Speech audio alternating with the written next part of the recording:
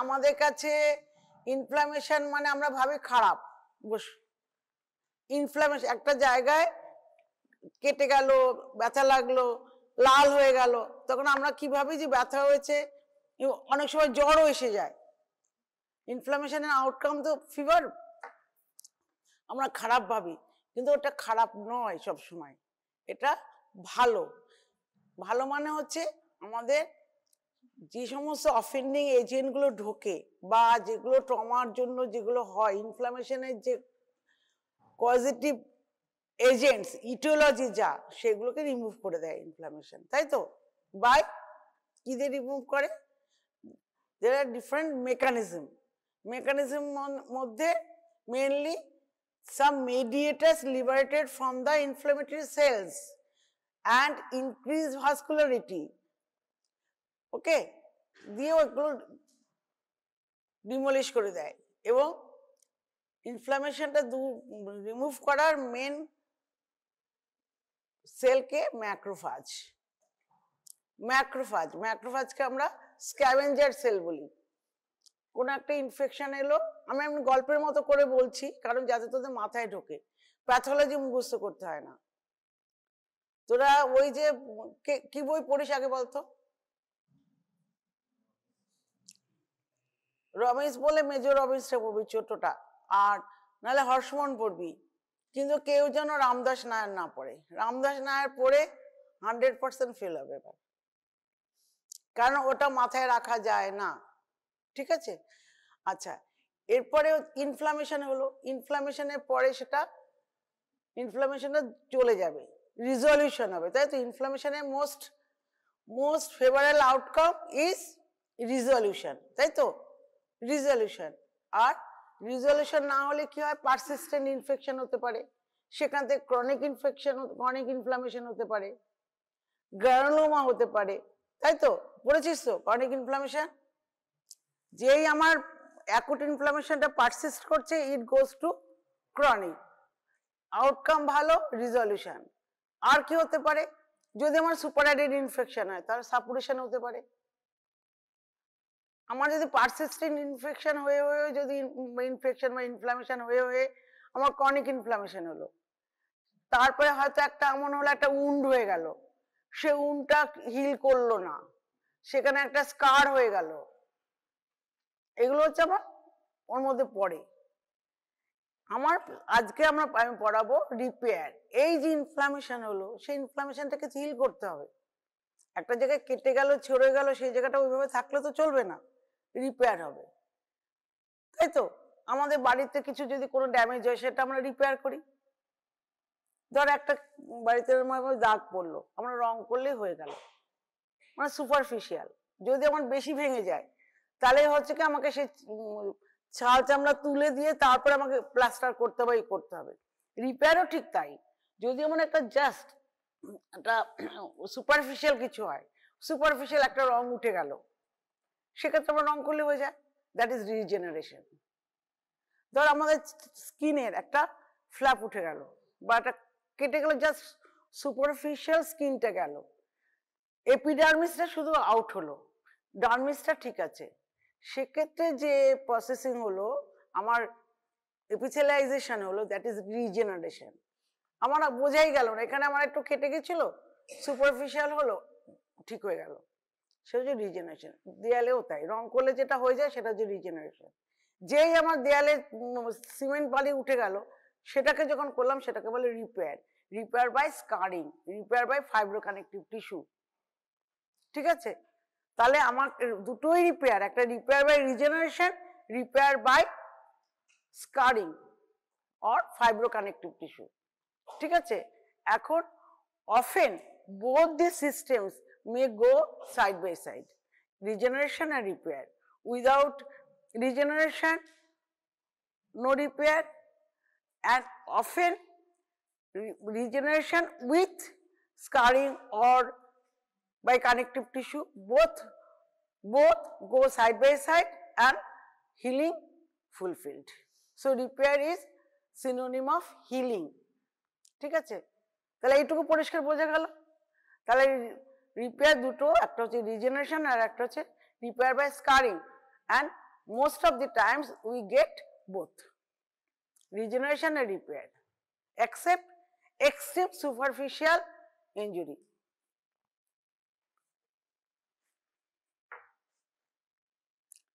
The regeneration refers to growth of cells and tissue to replace lost structures. যেটা চলে গেছে, regeneration as good as original. আমার যেটা চলে গেছে সেইটার মতোই হবে, সেটা হচ্ছে রিজেনারেশন। এবং তাতে আমার যে সেলগুলো থাকে বা যে মাদার টিস্যুটা থাকে সেটা ইনট্যাক্ট থাকতে হবে, that is stem cell. Stem cell, সেই স্টেম সেলটা আমার ঠিক থাকতে হবে। আমার যেখান থেকে রিজেনারেশন হবে সেই রিজেনারেশনে যে সেলগুলোকে রিজেনারেট হবে আর কি, সেগুলো আমার ভায়াবল থাকতে হবে এবং ঠিকঠাক থাকতে হবে। যদি আমার স্টেম সেল নাই থাকলো, আমার যদি উড়ে চলে গেল, তখন আমার রিজেনারেশন হতে প্রবলেম হবে। In case of epidermis, epidermis হচ্ছে লায়াবল টিস্যু, লিভাইল tissue, and in the epidermis stem cells present in the basement membrane. When there is denutrition of the skin, the proliferation of the epidermis occurs by proliferation of the stem cells in the basement membrane. ঠিক আছে? তাহলে আমাদের জানতে হবে কোনগুলো regeneration হয়, কোন tissue regeneration হয় পার্টলি, কোন টিস্যু হয় না। তার মধ্যে আমাদের তিনটে টিস্যু আছে, একটা হচ্ছে লেভাইল টিস্যু, স্কিন মানে squamous epithelium of the skin, squamous epithelium of the oral cavity, anus, cervix, vagina. These are leval tissue belonging to squamous epithelium. Leval tissue belonging to columnar epithelium of the GI tract, endometrium. These are the leval tissue. Cubital epithelium, duct epithelium. Any duct epithelium of the salivary gland, pancreas, bile duct, okay, ducts bellini, all are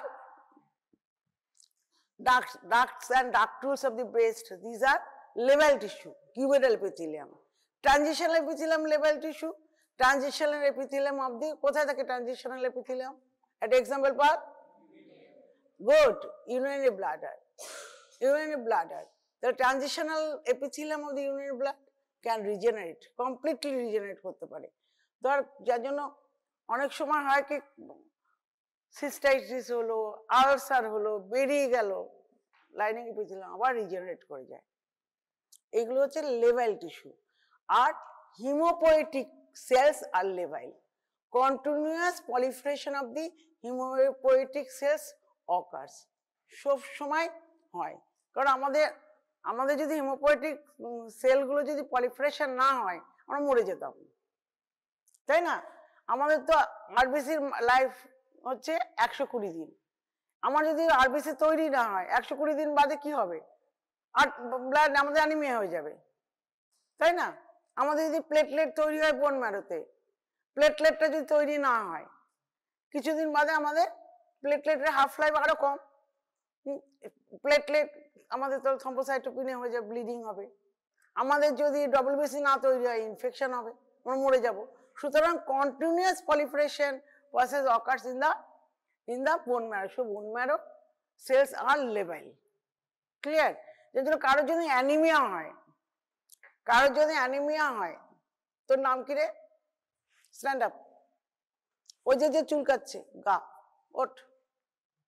ওঠ, কি নাম? শোভন হালদার, বাড়ি কোথায়? দমদম। বাবা কি করেন?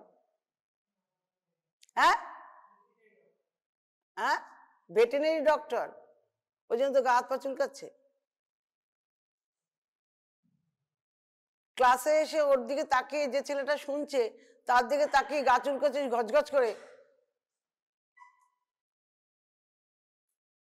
শোভন হালদার, আমরা একদম থ্রু আউট দি ইয়ার আমার মনে থাকবে। বস।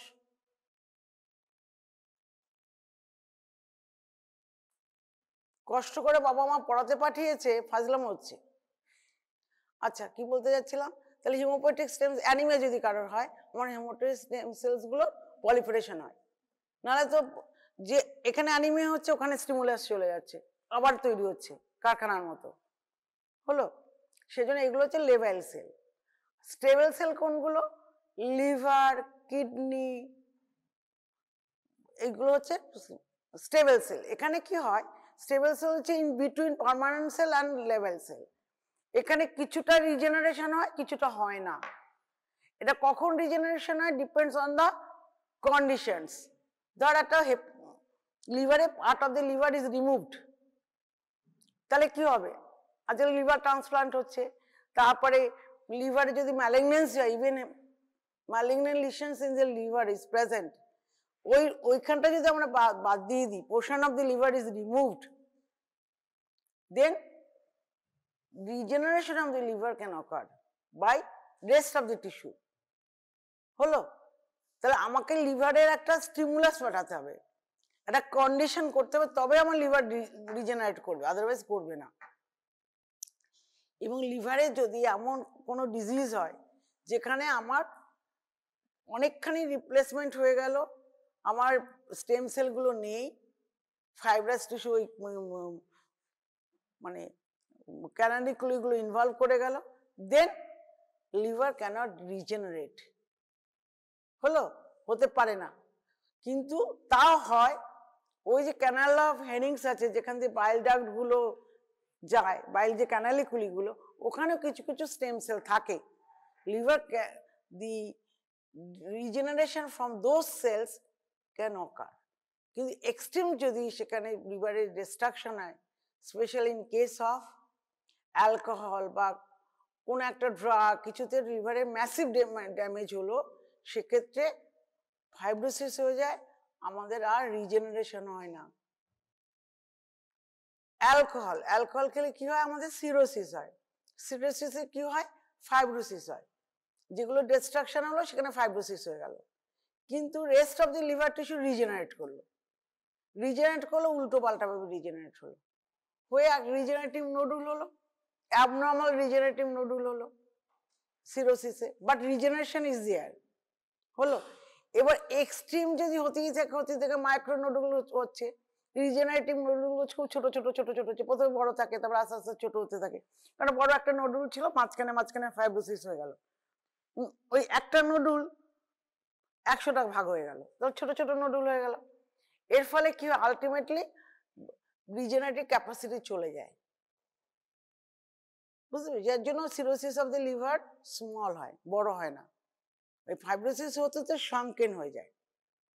তাহলে লিভারটা হচ্ছে স্টেবল সেল। আর পার্মানেন্ট সেল কোনগুলো? যেগুলো those cells which do not regenerate, সেগুলো কোনগুলো? Neurons and muscle. Smooth muscle can regenerate, but skeletal myocardial muscle cannot regenerate. Heart muscle and neurons, these are permanent cells. So for regeneration these cells are important. বলে দিলাম। তাহলে যদি examiner জিজ্ঞেস করে বলতে পারবি, লেভেল সেলের এক্সাম্পল বলতে পারবি, স্টেবল বলবি, পার্মানেন্ট বলবি।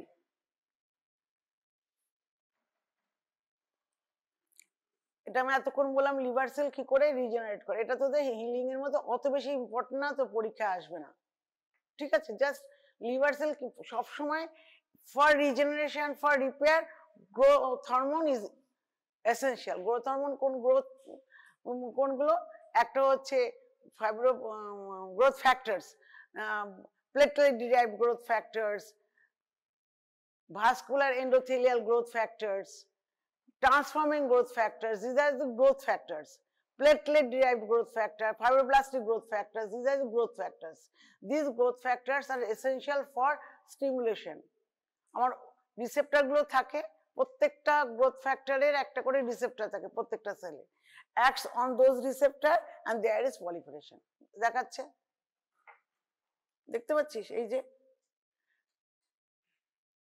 ফার্স্ট ইনফ্লেমেটরি mediators কি রে, chemical mediators, first chemical mediators একটা এখানে লেখা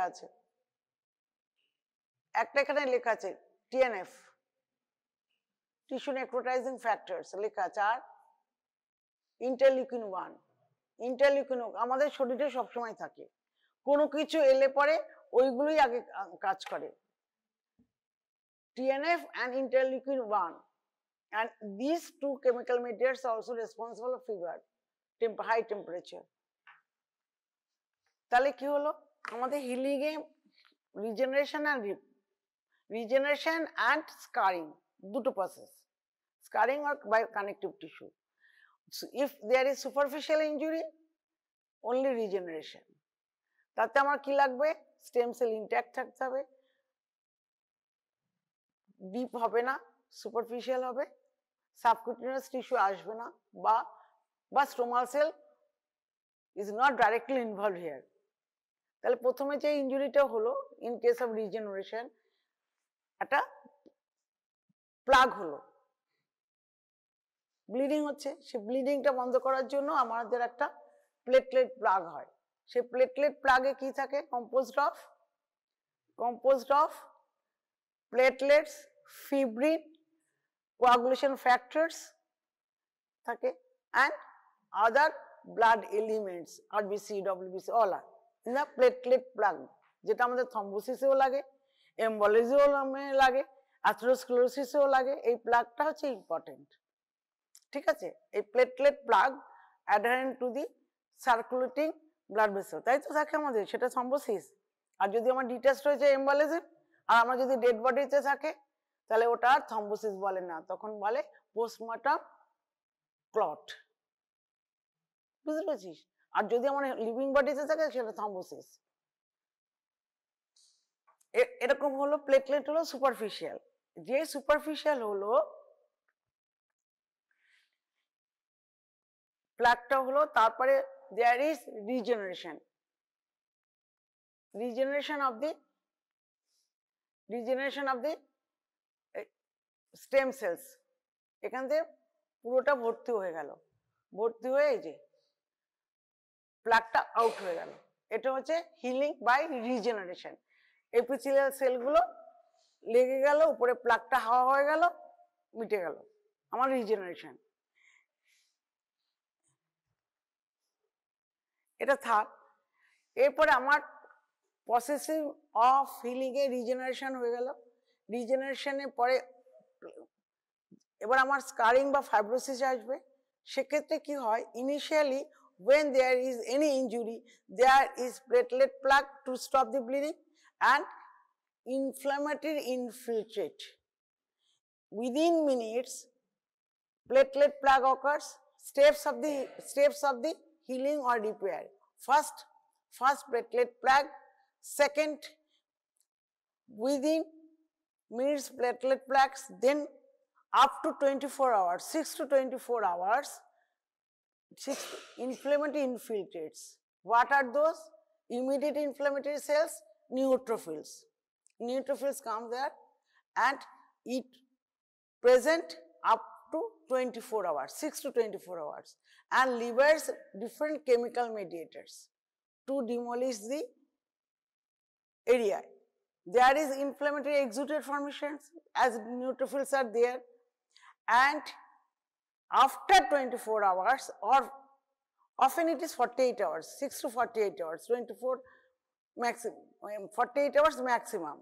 On third day, macrophage comes.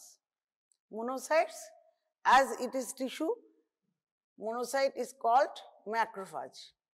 Macrophage comes and macrophage liberates different mediators, that is the growth factors. All growth factors mostly secreted or liberated by macrophages. The growth factors required for healing or repair are synthesized from the macrophage. Endothelial cell can secrete, fibroblast can secrete, even epithelium can also, but mostly the growth factors are produced by macrophages. একটা platelet derived growth factors, একটা হচ্ছে fibroblast derived growth factor, factor 1 and factor 2, third হচ্ছে vascular endothelial growth factors. হলো vascular endothelial growth factor কখন আসে? when there is tissue hypoxia, এবং then one factor is liberated that is called hypoxia induced factor. Clear? যে tissue hypoxia হলো ওই inflammatory cells গুলো HIF liberate করলো, HIF hypoxia induced factors.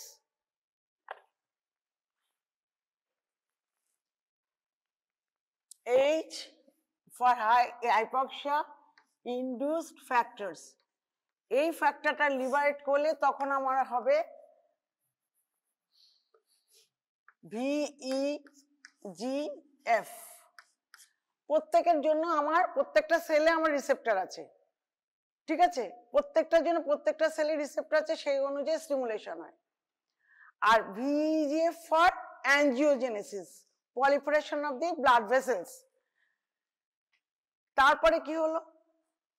Third ডেতে আমার ম্যাক্রোফাজ এলো, ম্যাক্রোফাজ এসে দে সিক্রেটস ডিফারেন্ট গ্রোথ ফ্যাক্টরস। তারপরে এই সময় কি হলো, যে গ্রোথ ফ্যাক্টর লিবারেট করলো, there is proliferation of the epithelial cell. Third day onwards there are some events. Number 1, proliferation of the proliferative phase, proliferation of the epithelial cell, proliferation of the endothelial cell, proliferation of the blood vessels. That is called angiogenesis. So on third day onwards there is proliferative phase. প্রথমে clot, inflammatory infiltrate, কিছুটা demolish হলো. On third day macrophage comes and macrophage liberates different type of growth factors including vascular endothelial growth factors. So due to these growth factors there is proliferation. What proliferation occurs? Proliferation of the epithelial cell, proliferation of the endothelial cell, which is called angiogenesis, proliferation of the blood vessel বলে দিলাম, আর connective tissue, fibroblast, proliferation of the fibroblast deriving growth factors, fibroblasts. These are the proliferating cells comes. And then third হচ্ছে granulation tissue formation. এই যে জিনিসগুলো proliferative phase, due to proliferative phase there is formation of granulation tissue. কি করে granulation tissue হয়? আমার ওখানে endothelial cell proliferation, fibroblastic proliferation, these are the connective tissue material and they lay on extracellular matrix, some proteinaceous substance present in the stoma or in the subepithelial region on which these proliferative cells resides. ঠিক আছে? কোন কোন proliferative cells? Epithelial cell তো superficial, then endothelial cell, new vascularization occurs, and then fibroblast, different fibroblast, and these cells rest on the extracellular matrix. Extracellular matrix is a proteinaceous substance. আমাদের যখন inflammation হয় exudate হয়, তো এক্সুডেটে কি থাকে? প্রোটিনাceous substance থাকে, এটাও ঠিক তাই, প্রোটিনাceous সাবস্টেন্স। এখানে ম্যাট্রিক্স মেটালোপ্রোটিন থাকে, এটা হচ্ছে হেল্পফুল, এটা যদি না থাকে হিলিং কখনোই হবে না। এই যে matrix metalloprotein in the extracellular matrix, তাহলে আমার একটা মেশ করে থাকে, সাপোর্টিং এলিমেন্ট করে, আমার গিভস রিইনট্রিউশন টু দি সেলস। তাহলে কি হলো? আমার পলিফারেটিভ ফেজ হলো, থার্ড ডেতে আমার ম্যাক্রোফেজ হলো, এসে পলিফারেটিং ফেজ হলো। In proliferating phase there is formation of granulation tissue. Granulation tissue composed of these cells: newly formed blood vessels, fibroblast and inflammatory cells few over extracellular matrix. This is granulation tissue. So, third day onwards there is formation of granulation tissue. Granulation is composed of newly formed blood vessels and fibroblast, few inflammatory cells, especially chronic inflammatory cells, lymphocytes, plasma cells, macrophages এগুলো or monocytes over extracellular matrix. ওই bluish যেগুলো দেখা যাচ্ছে ওইগুলো হচ্ছে extracellular matrix. Newly formed blood vessels এটা হচ্ছে matrix, এইগুলো inflammatory cells, এইগুলো হচ্ছে fibroblast, লম্বা গুলো fibroblast. ঠিক আছে? Fibroblast কি করে? Fibroblast in granulation tissue converted to myofibroblast having eosinophilic cytoplasm. So, granulation tissue composed of newly formed blood vessels which called neovascularization, fibroblast, myofibroblast, inflammatory cells rich in chronic inflammatory cells. What are those? Lymphocytes, plasma cells, monocytes, and matrix, extracellular matrix containing metalloprotein, matrix metalloprotein. এগুলো হয়ে গেল। এরপরে কি হলো? Third ডের পরে, third day হলো, fourth day হলো, এটা থাকলো। এরপরে আমার ফাইব্রাস টিস্যু পলিফারেশন হচ্ছে, ফাইব্রোসিস হচ্ছে, বা collagen formation. Collagen formation. These fibroblast or myofibroblast is replaced by collagen tissue. Collagen tissue কোনগুলো? collagen 1, collagen 2, collagen 3, collagen 4. এই কোলাজেন গুলো সাপোর্টিং এলিমেন্ট। কোথায় কোথায় থাকে? ব্লাড ভেসেলের বেসমেন্ট মেমব্রেনে থাকে। কোলাজেন, কোন কোলাজেন থাকে? কোলাজেন 4। আর ইনিশিয়ালি যখন আমার এই ইনফ্লামেশন হয়, দিয়ে আমার সাপোর্টিং এলিমেন্ট যেটা ফাইব্রোব্লাস্টটা রিপ্লেস করে আমার কোলাজেন হলো, সেই কোলাজেন হচ্ছে কোলাজেন 3। সেটা অনেকটা উইক। ক্লিয়ার? তাহলে আমার হলো, প্রথমে হলো প্লাগ, নাম্বার 2 এলো inflammatory cells up to 48 hours, on third day এলো ম্যাক্রোফাজ, হলো হয়ে গ্রানুলেশন টিস্যু বানালো, ফোর্থ ডে পর্যন্ত থাকলো। তারপরে গ্রানুলেশন টিস্যুটা থাকার পরে এলো হচ্ছে collagen tissue, fifth day onward collagen tissue. এই কোলাজেন টিস্যুটা কি থাকে? Composed of collagen 1, collagen 2, collagen 3, predominantly collagen 3. When the healing process persists and after few days this collagen 1 is converted to collagen 3 is converted to collagen 1 and the wound becomes more strengthened. collagen 1 টা হচ্ছে অনেক বেশি strong হয়ে গেল। এইটা হচ্ছে আমার গোটা হিলিং প্রসেসের প্রসিডিওর। ওই যে তোদের কোনো সময় অ্যাঞ্জিওজেনেসিস জিজ্ঞেস করতে পারে, বলে দিবি তোদের একটা কথা জানলেই হবে যে vascular endothelial growth factor stimulated হয়, বেরোয় কোথা থেকে? ম্যাক্রোফাজ থেকে। কোথায় অ্যাক্ট করে? ইট acts on the rest of the blood vessel. এখানে ধর একটা উন্ড হলো, কিন্তু তার পাশে তো ব্লাড ভেসেল গুলো আছে, সেই ব্লাড ভেসেলের ভেতরে অ্যাক্ট করলো, করে সেখান থেকে ভাসোডাইলেটেশন হলো। ইনফ্লামেশনে পড়েছিস, ইনফ্লামেশনে হচ্ছে মানে hallmark of the acute inflammation is increase permeability. তাহলে ভাসোডাইলেটেশন হলো। when there is vasodilation there is increased permeability. increased permeability হয় কখন? যখন আমার বেসমেন্ট মেমব্রেনটা আমার গ্যাপ হয়ে যাচ্ছে, এন্ডোথেলিয়াল সেলের মাঝখানে গ্যাপ হয়ে যাচ্ছে। এবার আমার কি হচ্ছে? আমার ভাস্কুলার ডাইলেটেশন হচ্ছে, এন্ডোথেলিয়াল সেলের গ্যাপ হচ্ছে, ওখানে একটা পাউচের মতো তৈরি হয়ে যায়, তার সাথে সাথে সাথে এরকম হয়ে যায়। এই যে এন্ডোথেলিয়াল সেল, ধরো এটা ব্লাড ভেসেল,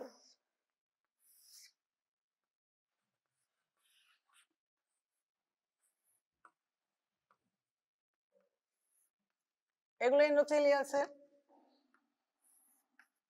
একটু তো গ্যাপ থাকেই, কারণ endothelial cell porous, because it is endothelial cell, it is mesenchymal, not epithelial.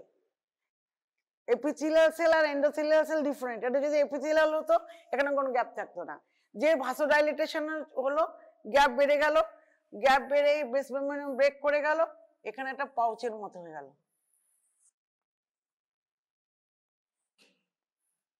and endothelial proliferation is here, দেখতে পাচ্ছিস? হলো, এটা সেপারেট হয়ে গেল, হয়ে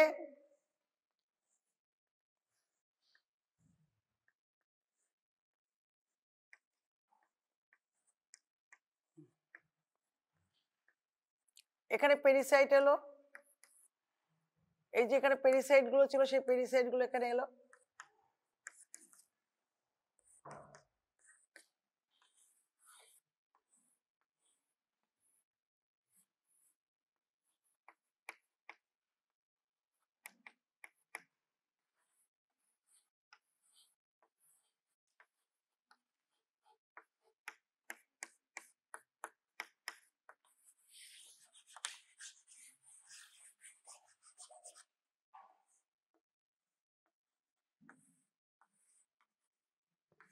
দেখতে পাচ্ছিস? হ্যাঁ, এগুলো ফাইব্রোব্লাস্ট, এই গোল গোল গুলো হচ্ছে ইনফ্ল্যামেটরি সেল, রিচ ইন, বোঝা যাচ্ছে? তাহলে দিস ইজ গ্রানুলেশন টিস্যু। তাহলে গ্রানুলেশন টিস্যু পরীক্ষা এলে লিখতে পারবি, কি পারবি লিখতে? Newly form blood vessel which is called new vascularization, fibroblast, inflammatory cells in the background of extracellular matrix। হলো, এটা যে গ্রানুলেশন টিস্যু। এটা যদি আমাদের যদি ক্রনিক ইনফ্লামেশন হতো, ধর আমার গ্রানুলেশন টিস্যু হলো, তারপর হিলিং হলো, এই হলো, সেই হলো, লিম্ফোসাইট এলো, ম্যাক্রোফাজ এলো, এটা যদি আমার গ্রানুলোমা হতো কি হতো তখন? এটা কি গ্রানুলোমা যদি হতো, গ্রানুলেশন টিস্যু হলো, গ্রানুলোমা হতে গেলে আমার ম্যাক্রোফাজের কালেকশন লাগবে, একটা well circumscribed collection of macrophages is called granuloma. যদি এখানে থাকতো তাহলে আমি গ্রানুলোমা বলতাম, তাহলে it is not granuloma. So granulation tissue and granuloma is not synonym. Clear? Granulation tissue, it is the event of repair. Granulation tissue, it may be event of repair. In the long run process, there is specialized type of the inflammation where there is formation of well circumscribed mass composed of modified macrophages. মনে থাকবে? তাহলে granuloma আর granulation tissue এক নয়। Granuloma হতে গেলে আমাকে এই যে ম্যাক্রোফাজ গুলো আমি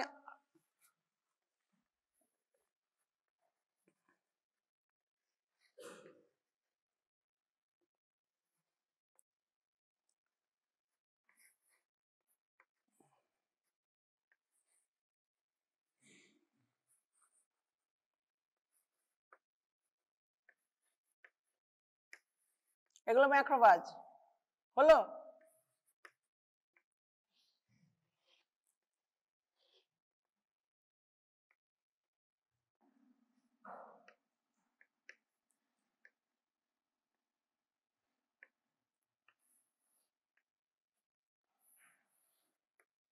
এগুলো ফাইব্রোব্লাস্ট,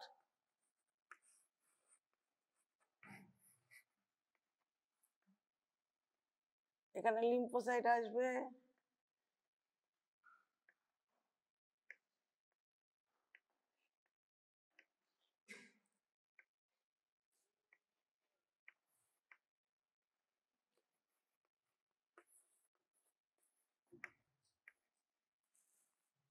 এটা গ্রানুলোমা। আঁকতে পারবি পরীক্ষার সময়?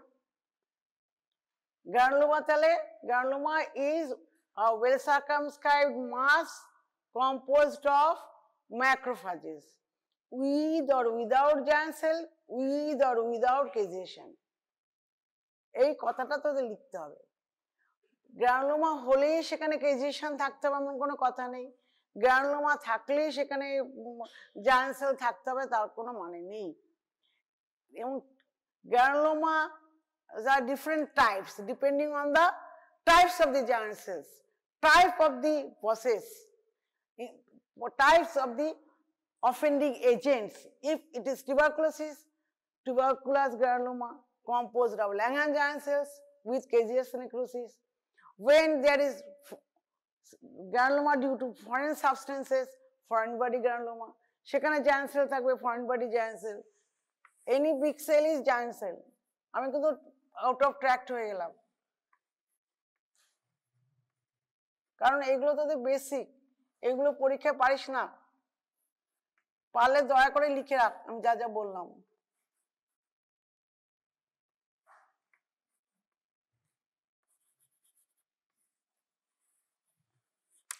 এখানে যদি আমি একটা ল্যাংহান জায়ান্ট সেল বসিয়ে দিতাম, এখানে যদি আমি এই যে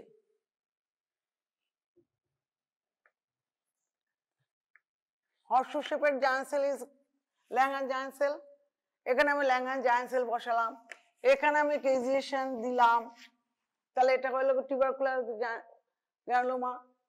যদি না দিতাম আগেরটা এমনি গ্রানুলোমা। যদি এটা আমি একটা ফরেন বডি জায়ান্ট সেল দিতাম, এরকম একটা জায়ান্ট সেল, ধর এখানে কিছু ফরেন ম্যাটেরিয়াল এলো, তাহলে ফরেন বডি গ্রানুলোমাস, এখানে কিছু নেই, এখানে ধর অনেক এপিথেলিয়াল সেল আছে, এখানে একটা জায়ান্ট সেল আছে, এটা ফরেন বডি হতো, নো কেজিয়েশন। ক্লিয়ার হলো? তাহলে depending upon the types of the lesion, granulomas differs. Simple granuloma only composed of macrophages. তাহলে granulation tissue, the process of healing, there is initial stage of the healing. On third day onwards, granulation develops. Granuloma long run, অনেকদিন বাদে হয়, ওই healing টিলিং হয়ে গেল, হয়ে গিয়ে আমার এটা এসে আটকে রইল, দ্যাট ইজ গ্রানুলোমা। তাহলে ইনিশিয়াল স্টেজ গ্রানুলেশন টিস্যু। আচ্ছা, ওইখানে গ্রানুলেশন টিস্যুর সাথে আর একটা ভুল হয়, হেমানজিওমা বা পায়োজেনিক গ্রানুলোমা। পায়োজেনিক গ্রানুলোমা যদিও এটা মিসনোমার, যেটা পায়োজেনিক গ্রানুলোমা মানে হচ্ছে ইনফেক্টেড হেমানজিওমা, সেখানে কোনো গ্রানুলোমা থাকে না, সেখানে অনলি গ্রানুলেশন টিস্যুর মতো নিউ ব্লাড ভেসেল থাকে। সেই those blood vessels are mature blood vessels, mature blood vessel, not newly form blood vessels. Usually যদি infected granuloma, inflammatory cells are there and overlying lining epithelium is intact in case of hemangioma, যেটাকে বলে pyogenic granuloma. ওই যে আমার দেখা যাচ্ছে ওর উপরে একটা এপিডার্মিস থাকবে, that is pyogenic granuloma, and blood vessels are well formed, thin wall blood vessels, but in case of hemangioma এই blood vessel গুলো থাকবে হচ্ছে well formed, flattened, এর মধ্যে আরবিসি থাকবে। এখানে এখানে আরবিসি নাও থাকতে পারে, এই যে এই ব্লাড ভেসেলটা সবে তৈরি হচ্ছে, নো আরবিসি। একটা ব্লাড ভেসেল তৈরি হবে তবে তো আরবিসি আসবে, সুতরাং হেমানজিওমাতে আরবিসি থাকবে, গ্রানুলেশন টিস্যুতে ভেতরে আরবিসি থাকে অনেক পরে, সেটা ওয়েল ফর্মড হয় না, newly form. New vascularisation present in the granulation tissue, well blood vessels, well organised, well matured blood vessel present in the hemangioma. Granuloma long drawn process, initial stage হচ্ছে granulation tissue. Clear? তাহলে healing এর processing বলে দিলাম। এবার বাবারে types of the healing. এবার হচ্ছে এই যে টিস্যু রিপেয়ার টাইপসটা, টিস্যু রিপেয়ার দুটো type mainly, healing by first intention, healing by second intention. এবং ফার্স্ট ইন্টেনশন কি, আমার ক্লিয়ার কাট হিলিং হলো, আমার কোনো ইনফেকশন নেই, ক্লিয়ার উন্ড, ফার্স্ট ইন্টেনশন। যদি আমার ল্যাসারেটরি ইনজুরি হলো, ইনফেকশন থাকলো, সেক্ষেত্রে হবে সেকেন্ড ইন্টেনশন। ঠিক আছে, এবারে স্টেপস অফ হিলিং সেটাকে জেনে নে। আমি একটা বললাম রিজেনারেশন, আর একটা হচ্ছে স্কারিং। এরও তো ডে অনুযায়ী আছে, আমি ডে গুলো বলে দিয়েছি। প্রথমে হচ্ছে ক্লট হলো, তারপরে ইনফ্লামেটরি সেল এলো, 48 ঘন্টা থাকলো, থার্ড ডেতে ম্যাক্রোফাজ এলো, ফোর্থ ডে পর্যন্ত থাকলো, তারপরে কি এলো, ফোর্থ ডে পরে ফিফথ ডেতে এলো গ্রানুলেশন টিস্যু তৈরি হলো, গ্রানুলেশন টিস্যু তৈরি হলো। সেকেন্ড উইকে কি হলো, এটাগুলো লেখ, সেকেন্ড উইকে কি হলো, সেকেন্ডারি উইকে আমার ওই fibroblast replace by connective tissue, বুঝলি? সেকেন্ড উইকে তারপরে কি হলো, within month or more than month হতে পারে, রিমডেলিং হয়। রিমডেলিং অফ দি ইনজুরি, ধর আমার একটা গ্রানুলোসার টিস্যু হলো, ফাইব্রাস টিস্যু হলো, সেকেন্ড উইকে যে ফাইব্রাস টিস্যু এলো, স্কার হলো, সেটা যদি আমরা কন্টিনিউ করে, বই খুলছিস কেন? ওটা কি বই? ওটা রবিন্সের লেখা আছে তো সব। কোন রবিন্স এটা? হ্যাঁ, লালটা? হ্যাঁ হ্যাঁ, লেখা আছে, এটা দেখ রবিন্সের মধ্যে ওই আমি যা বলছি ওগুলোই লেখা আছে, ওটা লেখার কিছু নেই, রবিন্সটাই তো লেখা। করে তো রিমডেলিং হলো, রিমডেলিং না হলে কি হয়, একটা জায়গায় হিলিং হলো, ফাইব্রোসিস হলো, ফুলে থাকলো, এবারে ওটাকে আমাকে চাষতে হবে। তো ধর আমার দেয়ালটাকে থাপ থাপ দিয়ে আমাকে সিমেন্ট লাগিয়ে দিল, ওটাকে তোমার ঘষে ঘষে স্মুথ করে, সেটা হচ্ছে রিমডেলিং। সেটা রিমডেলিং কি করে হয়, সেখানে আমার ম্যাট্রিক্স মেটালোপ্রোটিনেজ বলে একটা এনজাইম আছে, ম্যাট্রিক্স মেটালোপ্রোটিনেজ 1 2 3 4 6 অনেক কিছু আছে, সেগুলো দিয়ে ওই যে এক্সট্রা সেলুলার যে ম্যাট্রিক্স ছিল তার মধ্যে যে মেটালোপ্রোটিন ছিল, যেগুলোর মধ্যেও আমার ফাইব্রাস টিস্যু কোলাজেন গুলো মেশ করেছিল, সেগুলোকে ভেঙে দেয়। ফিব্রিলি কোলাজেন, নন ফিব্রিলি কোলাজেন গুলোকে ম্যাট্রিক্স মেটালোপ্রোটিন ভেঙে দেয়, বুঝতে পেরেছিস? যেই ভেঙে দিয়ে গেল, প্রোটিন গুলো ছোট ছোট হয়ে গেল, ওগুলো ম্যাক্রোফাজ খেয়ে ফেললো, ওই জায়গাটা ক্লিয়ার হয়ে গেল, তাহলে আমার রিমডেলিং হলো। এবং এক্সেসিভ যদি ফাইব্রাস টিস্যু হয়, আমার রিমডেলিংটা ভালো হলো না, সেখানে হাইপারট্রফিড স্কার হয়। তোরা হাইপারট্রফি পড়েছিস? হ্যাঁ, এবং হাইপারট্রফিড স্কার হয়, সে হাইপারট্রফিড স্কারটা মধ্যে ইনফ্ল্যামেটরি সেল থাকে, তাহলে আমার উঁচু উঁচু হয়ে দেখিস না, আর উঁচু উঁচু কতগুলো আছে, সেটা একটা হাইপারট্রফিড স্কার, একটা হচ্ছে কিলয়েড। ছবি দেখাচ্ছি,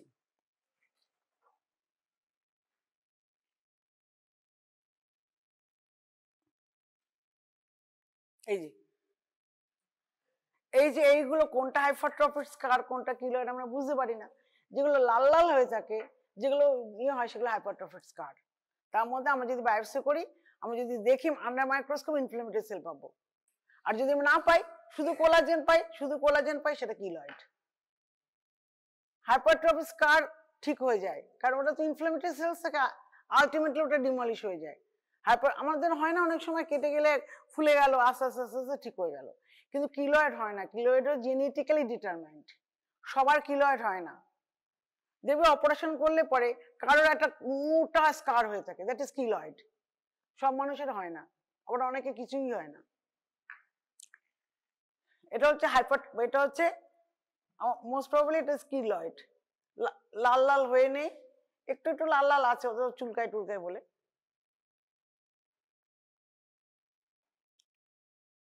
এটা কি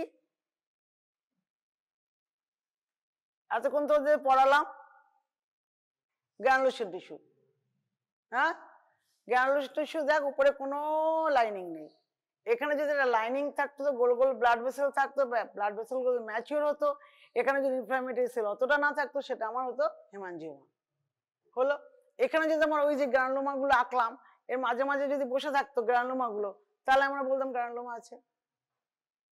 তাহলে গ্রানুলোসার টিস্যু একটা জায়গা, সবকিছুতেই গ্রানুলোসার টিস্যু হতে হয়, সেক্ষেত্রে আমার যদি গ্রানুলোমার দিকেও যেতে পারে, আর হেমানজিওমাটা আমার একটা টিউমার, নিউপ্লাস্টিক প্রসেস। আর এইগুলো হচ্ছে,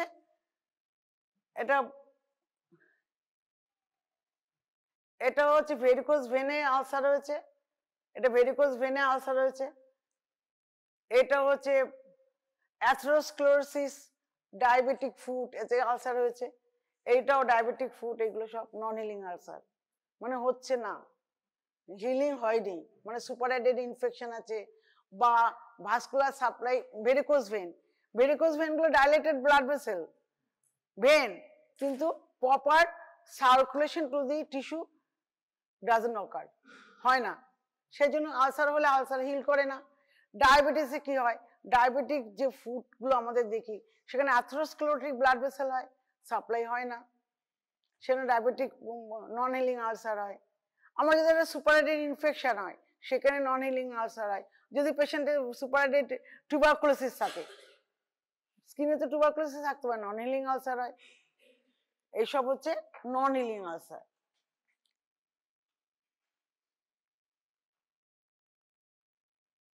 এই যে এটা হচ্ছে হিলিং বাই ফার্স্ট ইন্টেনশন, বলে দিয়েছি। আর ইনট্যাক্ট হলো,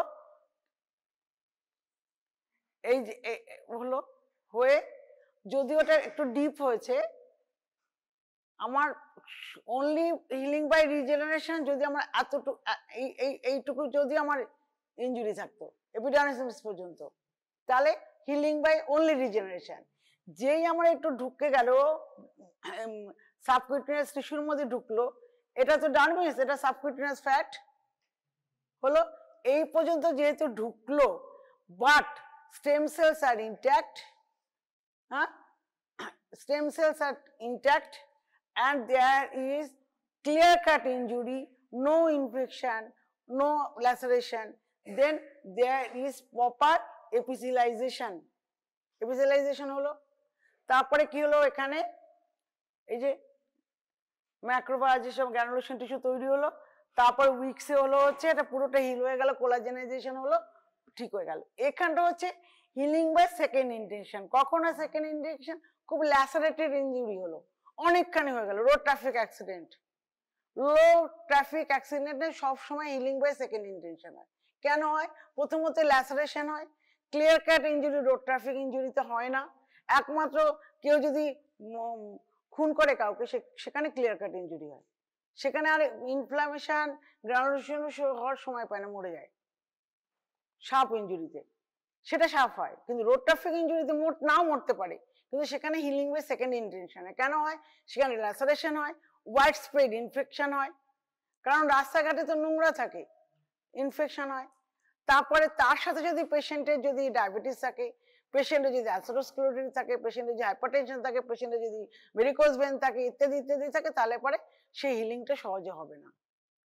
বুঝতে পেরেছি? পেশেন্ট যদি ইমিউনো কম্প্রোমাইজড হয়, হিলিং হবে না। এইসবগুলো ফ্যাক্টরগুলো থাকে যে ক্ষেত্রে হিলিংটা ডিলেড হয়। ক্লিয়ার হলো?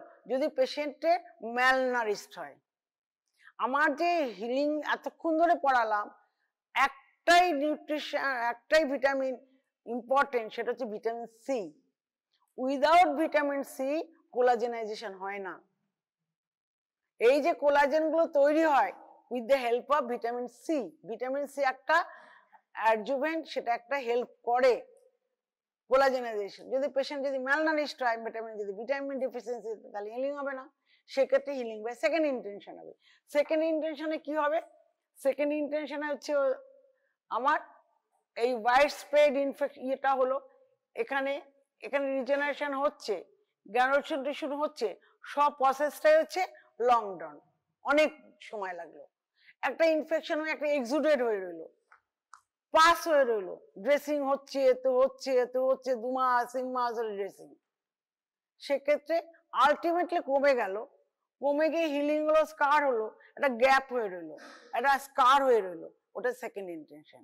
গ্যাপটা বেশি হলে, if there is infection, if there is patient is diabetic, if patient having other debilitating conditions, patient is aged, patient having atherosclerotic blood vessels হলো, পেশেন্টের যদি ম্যালনারিশড হয়, তাহলে plus road traffic accident, specially superadded ইয়ে থাকতো। Road traffic accident আর একটা হয়, ওই গ্যাংগ্রিন গুলো হয়, ক্লেফশিয়া গুলো ঘুরে বেড়ায়, সেগুলো ঢোকে।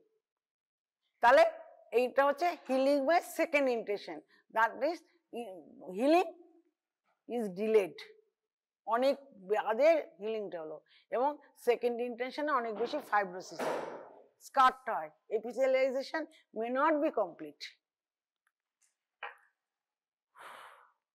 এটা হচ্ছে ফ্র্যাকচার হিলিং। আচ্ছা, factors that influence tissue repair বলে দিয়েছি আমি,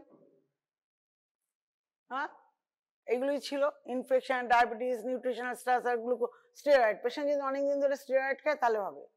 আচ্ছা, তাতে mechanical trace, poor perfusion, foreign body, type and extent of the injury, location of the injury বলে দিলাম সব। যদি পায়ে টায়ের দিকে কাটে ছেড়ে হিলিং হতে সময় লাগবে।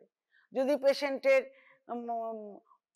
খুব একটা বড় একটা কিছু পড়ে ইনজুরি হলো চাপে, সেখানে ব্লাড ভেসেল গুলো কম্প্রোমাইজ হয়। পেশেন্টের যদি অনেক দিন ধরে একটা ফ্র্যাকচার হয়েছে, সেখানে একটা আলসার আছে, প্লাস হচ্ছে একটা কাস্ট দেওয়া আছে, তাহলে প্রেশারের জন্য সেখানে ব্লাড সাপ্লাইটা কম্প্রোমাইজড হবে, হিলিং ডিলেড হবে। এইসব হলো কারণ। গ্লুকোকর্টিকয়েড যদি দেওয়া হয়, অনেক সময় অনেক অ্যান্টি ইনফ্ল্যামেটরি হিসেবে দেওয়া হয়, সেক্ষেত্রেও ডিলেড হয়। এটা হচ্ছে ফ্র্যাকচার হিলিং। অনেক সময় হাত পা ভেঙে যায়, তো সেক্ষেত্রে কি করে হিলিং হয়? সেম, প্রথমে একটা ক্লট হয়, প্লেটলেট প্লাগ হয়, ইনফ্ল্যামেটরি সেলস আসে।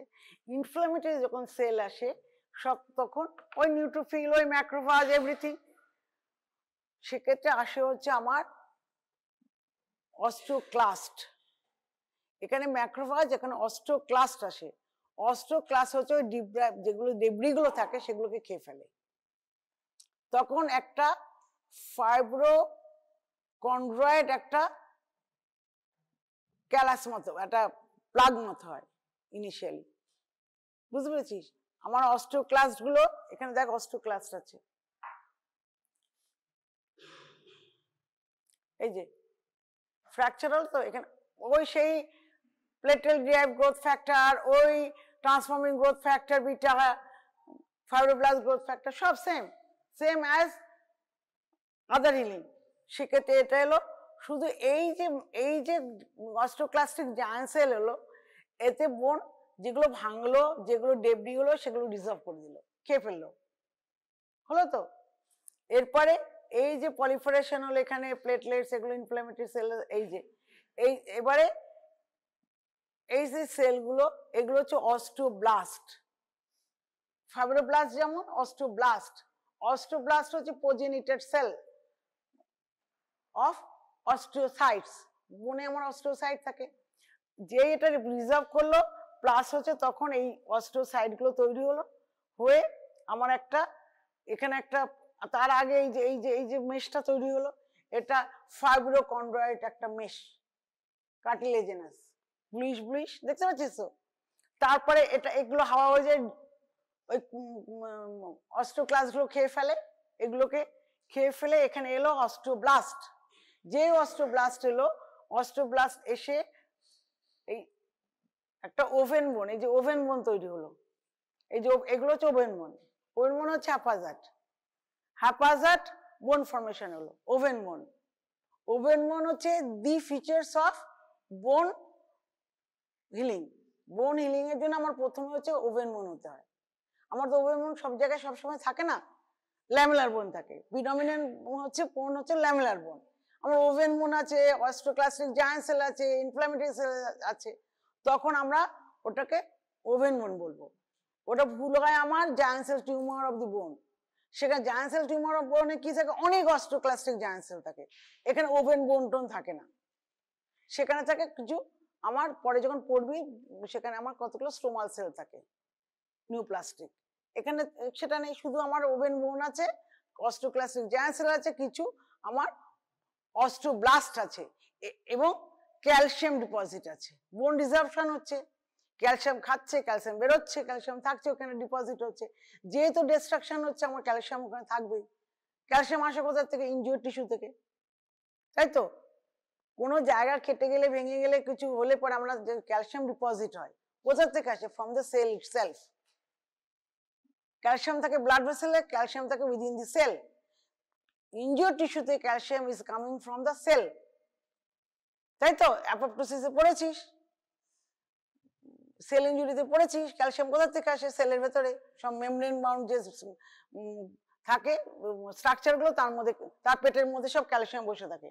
যেই আমার সেল ইনজুরি হলো, মেমব্রেনটা রাপচার হলো, ওখান থেকে ক্যালসিয়াম বেরিয়ে এসো, এখানেও তাই। তাহলে ক্যালসিয়াম ডিপোজিট হলো, অস্টিওক্লাস্ট সেই এক্সট্রা ডেবরি গুলো খেয়ে ফেললো, আর ইমবাইব করলো কাকে? অস্টিওব্লাস্টকে ডেকে আনলো। তারপর ম্যাচিউর হলো, তখন ওভেন বোন তৈরি হলো। এবার অস্টিওব্লাস্টটা অর্গানাইজ হতে থাকলো, হয়ে তখন হলো কি ল্যামেলার বোন, তাহলে ফ্র্যাকচারটা হিল করে গেল। এটা যদি আমার হিল না করে, অনেক সময় যে কাস্ট দিল, অপারেশন দিল, নেইলিং করলো, তাতেও হিল হলো না। কেন হিল হলো না? বোন হিল ডিলেড হলো, ওই একই ফ্যাক্টর। বুঝতে পেরেছিস? এই হচ্ছে সোজা জিনিস।